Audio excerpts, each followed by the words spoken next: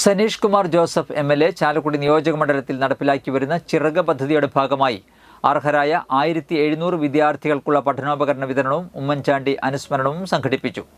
നിയോജകമണ്ഡലത്തിലെ ഓരോ വാർഡിൽ നിന്നും 10 വിദ്യാർത്ഥികൾക്ക് വീതമാണ് വിതരണം നടത്തിയത്. ചടങ്ങിന്റെ ഭാഗമായി വിദ്യാർത്ഥികൾക്കായി മോട്ടിവേഷൻ ക്ലാസും ഒരുക്കിയിരുന്നു. പുതുപ്പള്ളി MLA ചാണ്ടി ഉമ്മൻ ഉദ്ഘാടനം നിർവഹിച്ചു.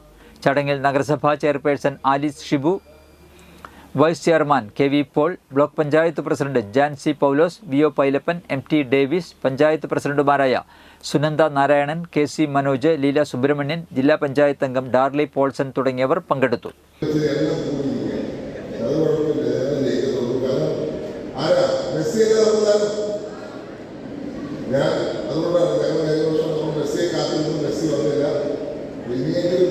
പുതിയ സർക്കാർ റേവന്ത് റെഡ്ഡി ഒരു കാര്യം കൂടെ തന്നു. മെസ്സിയെ കൊണ്ടുവരാമെന്നുള്ളത് 6ാമത്തെ കാര്യം കൂടി കൊണ്ടുവന്നിരിക്കുകയാണ്. തീർച്ചയായിട്ടും മെസ്സി നമ്മുടെ നാട്ടിൽ വരുമെന്ന് പ്രതീക്ഷിക്കും. പക്ഷെ മെസ്സി വന്നാലില്ലേ നമ്മുടെ ലക്ഷ്യം എന്താ? നമ്മുടെ നാട്ടിൽ ഒരു മെസ്സി ഉണ്ടാവണം, കേരളത്തിൽ ഒരു മെസ്സി ഉണ്ടാവണം, ഇന്ത്യയിൽ ഒരു മെസ്സി ഉണ്ടാവണം, ഇന്ത്യയിൽ നല്ല ഫുട്ബോൾ ടീം ഉണ്ടാവണം.